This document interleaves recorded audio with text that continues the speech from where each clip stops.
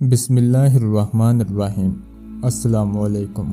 آج میری بیٹی کی دوسری شادی تھی۔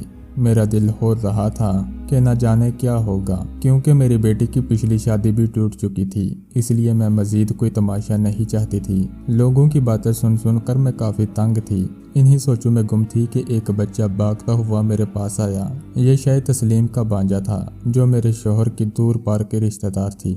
بولو بیٹا، کیا بات ہے؟ وہ کچھ گھبرائی ہوئی نظروں سے میری طرف دیکھ رہا تھا۔ خالہ جی، وہ لال والا شربت دے دیں۔ بچہ یہ کہہ کر میرے پاس رک گیا۔ کیا بیٹا، کون سا شربت دے دوں؟ میں نے حیرت سے پوچھا۔ پتہ نہیں خالہ، دلہن آپی نے خود مجھ سے کہا ہے۔ بچے نے وضاحت دی تو میں پریشان ہوگی۔ کیا ہر بیٹی کو اس وقت شربت کی کیا ضرورت آن پڑی؟ میں سمجھی وہ کھانسی والا شربت مانگ رہی ہے۔ اسے کبھی کبھی اچانک کھانسی کا دورہ پڑ جاتا، اس لیے کہہ رہی ہوگی۔ یہی سوچ کر میں نے کچھ اخروٹ لیے اور بیٹی کو جا کر دیے۔ یہ لو بیٹا، اس وقت دوا مت کھاؤ، کیا پتا کوئی اور ریاکشن ہو جائے، پھر تمہارے لیے مسئلہ ہو۔ جانتی ہو نا، پہلے تمہارے ساتھ ایک حادثہ ہو چکا ہے جس نے تمہاری زندگی پر طلاق اور دوسری شادی کا لیبل لگا دیا ہے۔ بس میری بیٹی، اب دھیان سے رہنا، ایسا کچھ مت کرنا جس کی وجہ سے تمہاری زندگی آجیرن ہو۔ تمہیں اپنی ماں باپ کی عزت کا واسطہ۔ میں نے اپنی بیٹی کو سمجھایا۔ اس نے اخروٹ مجھ سے نہ لیے اور منہ دوسری طرف پھیر کر بیٹھ گئی۔ میں نے اپنا سر پکڑ لیا۔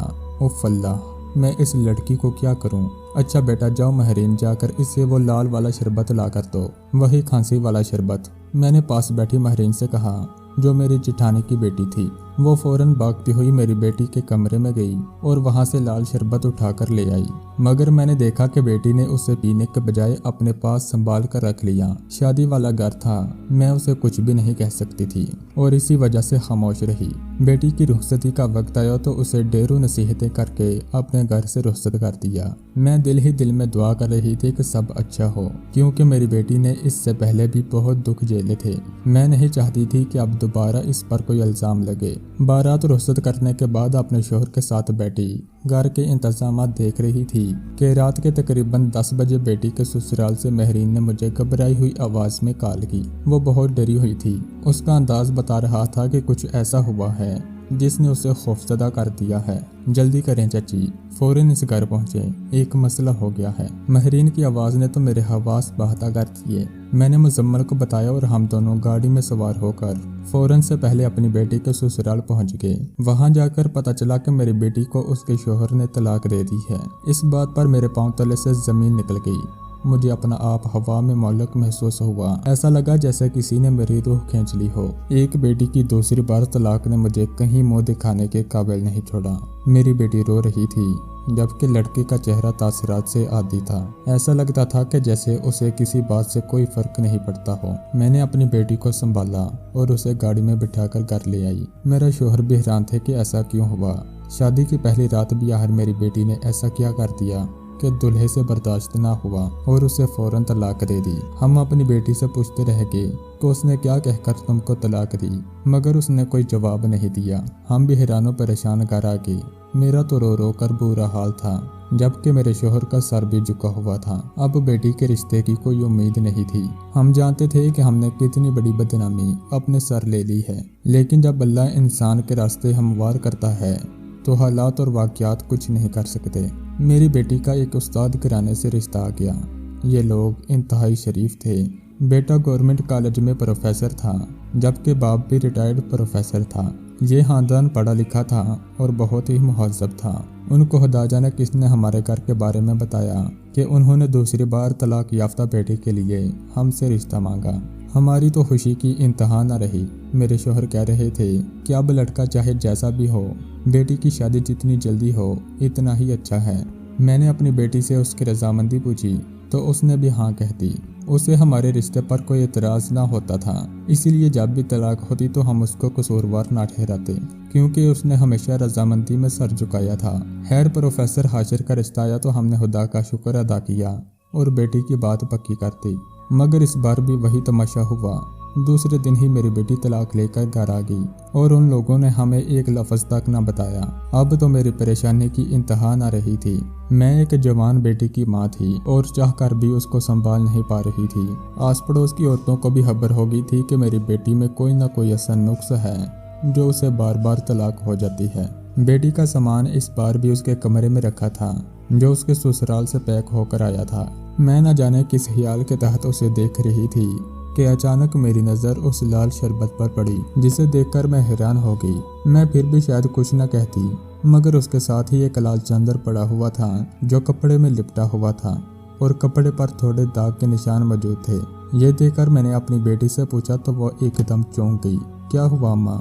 کیوں میرے بیگ کی تلاش لے رہی ہو؟ وہ بالکل نارمل انداز میں بیٹھی تھی جیسے اسے کسی بات سے کوئی فرق نہ پڑتا ہو۔ میں نے اس بات کو ذہن نشین کر لیا اور اپنی بیٹی سے اس بارے کچھ نہ پوچھا۔ اب کی بار مزمل نے اپنے جاننے والوں میں سے رشتے کی تلاش شروع کر دی۔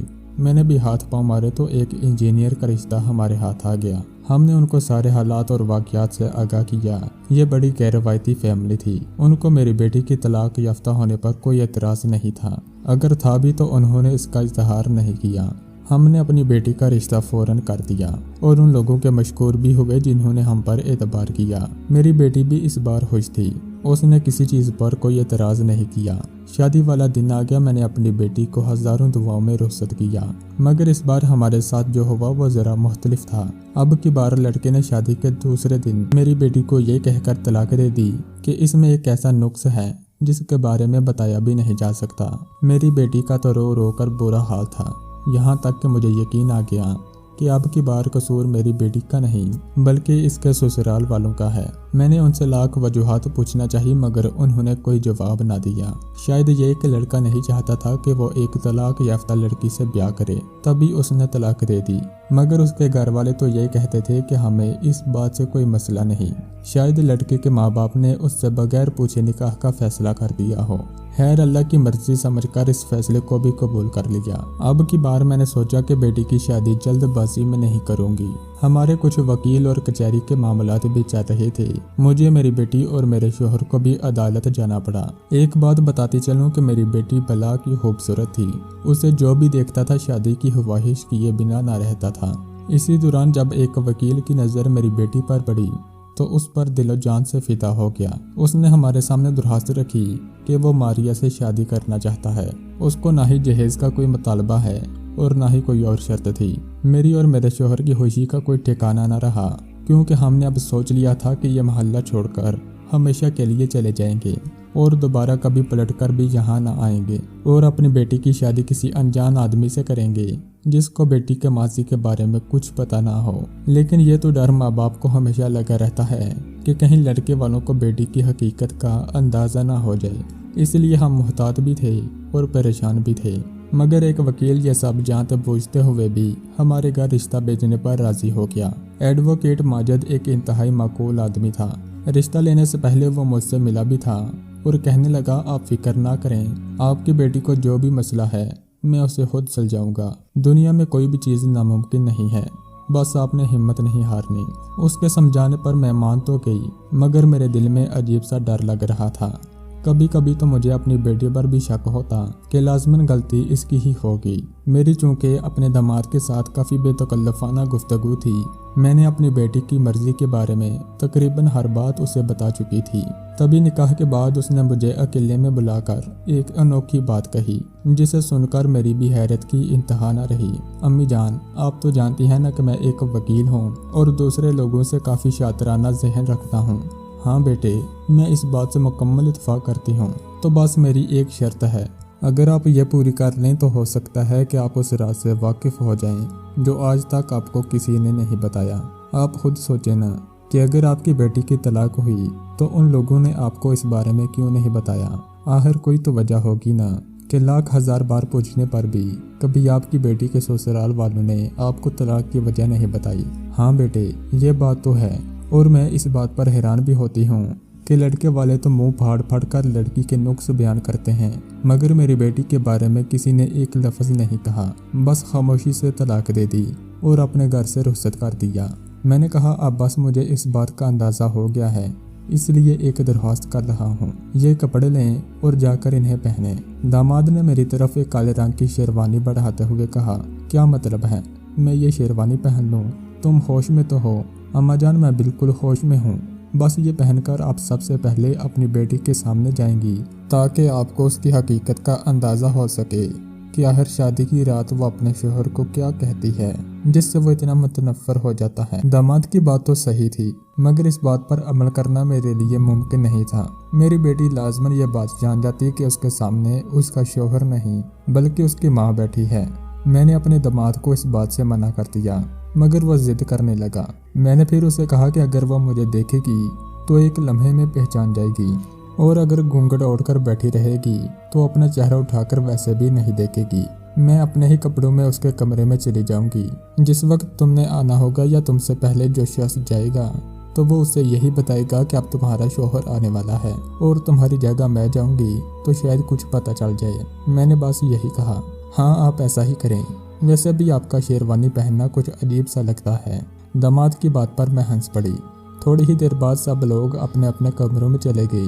اب میری بیٹی اپنے شوہر کا انتظار کر رہی تھی۔ تب داماد نے اشارہ کیا تو میں دروازہ کھول کر کمرے میں داخل ہوئی، مگر میری توقع کے برعکس میری بیٹی اپنی گود میں دونوں ہاتھ رکھے آنکھیں مٹک مٹک کر ادھر ادھر دیکھ رہی تھی، اور جیسے ہی اس نے مجھے دیکھا تو اپنے دونوں ہاتھ اپنی گود میں چھپا لیے، اور جیسے ہی اس نے مجھے دیکھا تو یکدم اپنے ہاتھ اپنی گود میں چھپا لیے۔ آؤ اماں، تمہیں اپنی بیٹی کی یاد کھینچ لائی نے یہاں۔ بیٹی کی بات پر مجھے سخت مایوسی ہوئی۔ بے تاثر سا چہرہ لیے میں کمرے سے باہر آ گئی اور داماد کو اندر جانے کا کہا۔ سب کچھ اللہ کے حوالے کر کے میں گھر واپس آ گئی۔ گھر واپس آنے کی دیر تھی کہ میرے شوہر نے سوالات کی بچھاڑ کر دی۔ بتاؤ نہ کیا ہوا؟ کہیں اب کی بات بھی تو ایسا نہیں ہوگا جو سب کچھ پہلے ہو چکا ہے۔ میرے شوہر کو مجھ سے بھی زیادہ فکر تھی۔ خدا سے ہم نے رات بھر دعائیں کرتے رہے کہ بیٹی کا یہ دن خیریت سے گزر جائے۔ بہرحال وہ رات خیریت سے گزر گئی۔ میری تو خوشی کی انتہا نہ رہی۔ میری بیٹی کا گھر آخرکار بس گیا تھا، مگر ابھی بھی کچھ دن انتظار کرنا باقی تھا۔ اگلے دن ہم لوگ ناشتہ لے کر اپنی بیٹی کے گھر گئے تو انہوں نے ہماری بہت آؤبگت کی، اور بظاہر سب کچھ ٹھیک لگ رہا تھا، اس لیے میں خوشی خوشی گھر واپس آ گئی۔ ہم نے اگلے دن اپنے داماد کو اپنے ہی گھر دعوت پر بلایا، مگر وہ اس دعوت پر نہیں آیا۔ مجھے تب کچھ شک سا محسوس ہوا۔ شادی کے بعد ایک ہی بار میں نے اپنے داماد کو دیکھا تھا تو وہ کچھ بجھا بجھا سا لگ رہا تھا، حالانکہ اس سے پہلے وہ کافی پراعتماد تھا اور کہتا تھا کہ اس کے پاس ہر مسئلے کا حل ہے۔ مگر خدا جانے میری بیٹی سے شادی کے بعد اس کی خوشیوں کو کس کی نظر لگ گئی تھی، کیوں کسی سے بات تک نہیں کرتا تھا، نہ ہنستا تھا نہ بولتا تھا۔ میں جب بھی اسے ملی تو وہ ویسا ہی خاموش سا تھا جیسا اس کی ماں نے بتایا تھا۔ یہ سب جان کر میرا تو دل ہی ہول کر رہ گیا۔ میں جانتی تھی کہ اب بھی کوئی ایسی بات ہو گئی ہے کہ میری بیٹی کا شوہر اس سے متنفر ہے، کہیں ایسا نہ ہو کہ اس کا گھر آباد ہونے سے پہلے ہی اجڑ جائے۔ میں نے اپنی بیٹی کے لیے بہت دعائیں کی، مگر شکر کی بات یہ تھی کہ میرا داماد مجھ سے کوئی چیز چھپاتا نہ تھا۔ وہ اپنی ماں سمجھ کر مجھے ہر بات بتا دیتا تھا، اور اسی وجہ سے اس نے میرے سامنے ایک مسئلہ رکھ دیا۔ اماں جان، اب میں یہ تو نہیں کر سکتا کہ آپ کو ساری بات بتا دوں، لیکن میرے ہاتھ وہ راز لگ گیا ہے جس کی وجہ سے آپ کی بیٹی کا گھر اتنی بار اجڑا ہے۔ پر اب ایسا نہیں ہوگا، کیونکہ میں عورت کی فطرت سے بھی واقف ہوں، اور پھر میں ایک وکیل ہوں۔ آپ تو جانتے ہیں کہ میں کتنے شاطر دماغ کا ہوں۔ میرا دماغ ابھی بھی اپنی تعریفیں کرتا جا رہا تھا۔ ہاں بیٹا، میں مانتی ہوں، مگر تم بتاؤ تو صحیح ہوا کیا ہے؟ میں نے اپنے دماغ سے پوچھا۔ بس آپ میرا ساتھ دیں، آپ کی بیٹی کو ہسپتال لے کر جانا ہے۔ ابھی اگر میں اسے ہسپتال لے کر گیا تو سب لوگ یہی کہیں گے کہ کوئی مسئلہ ہو گیا ہے، اس لیے آپ ساتھ چلیں، آپ کا ہونا ضروری ہے، ورنہ لوگ باتیں بنائیں گے۔ میں دماغ کی بات سمجھ گئی تھی۔ وہ میری بیٹی کو ہسپتال لے کر جانا چاہتا تھا، اور یقیناً اس کے پیچھے ایسا راز تھا جو وہ مجھے بتا نہ رہا تھا۔ خیر، ہم چپکے سے 3 لوگ گاڑی میں بیٹھ کے بیٹی کو میں نے بنا کوئی بات کہے اپنے ساتھ بٹا لیا۔ چونکہ میں اس کی ماں تھی تو اس نے مجھ سے کوئی سوال نہیں کیا۔ ہم جب ہسپتال پہنچے تو بیٹی کا رنگ اڑ گیا۔ کیا ہوا بیٹا؟ تمہارا چھوٹا سا چیک اپ کروانا تھا، اس میں اتنا ڈرنے کی کیا بات ہے؟ میں نے اپنی بیٹی سے پوچھا۔ نہیں اماں، مجھے ڈر لگتا ہے، میں انجیکشن نہیں لگواؤں گی، مجھے گھر لے چلو۔ بیٹی کی بات سے میرے ذہن میں خیال آیا، بیٹی تمہیں کون کہہ رہا ہے کہ انجیکشن لگواؤ؟ جو تمہارا شوہر کہتا ہے بس ویسا ہی کرو۔ خیر، نہ مانتے ہوئے بھی اسے اپنا ٹیسٹ دینا پڑا۔ ٹیسٹ کی رپورٹ 8 گھنٹے بعد آنا تھی۔ میرے داماد نے میرا شکریہ ادا کیا اور ہم لوگ گھر آ گئے۔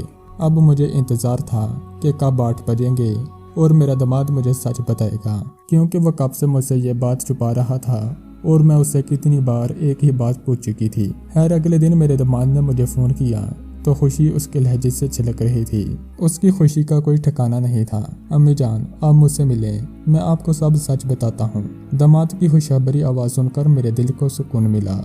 मैं अपनी बेटी के ससुराल पहुंची तो उसने मुझे एक एक लफ्ज़ सच बता दिया।